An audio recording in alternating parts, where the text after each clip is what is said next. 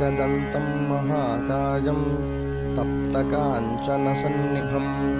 लम्बोदरं विशालाक्षं वन्देऽहं गणनायकम् मौञ्जीकृष्णाजिनधरं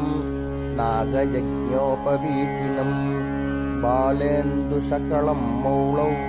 वन्देऽहं गणनायकम् चित्ररत्नविचित्राङ्गं चित्रमालाविभूषितं कामरूपधरं देवं वन्देऽहं गणनायकम् गजवक्त्रं सुरश्रेष्ठं कर्णचामरभूषितं पाशाङ्कुशधरं देवं वन्देऽहं गणनायकम्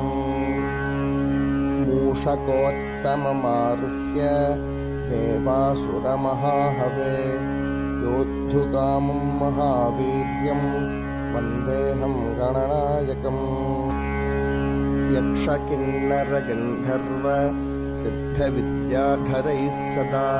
स्तूयमानं महाबाहुं वन्देऽहं गणनायकम् अम्बिकाहृदयानन्दं मातृभिः परिवेष्टितं भक्तप्रियं मदोन्मत्तं वन्देऽहं गणनायकम् सर्वविघ्नहरं देवं सर्वविघ्नविवर्जितं सर्वसिद्धिप्रदातारं वन्देऽहं गणनायकम् गणाष्टकमिदं पुण्यं यः पठेत् सततं नरः सिद्ध्यन्ति सर्वकार्याणि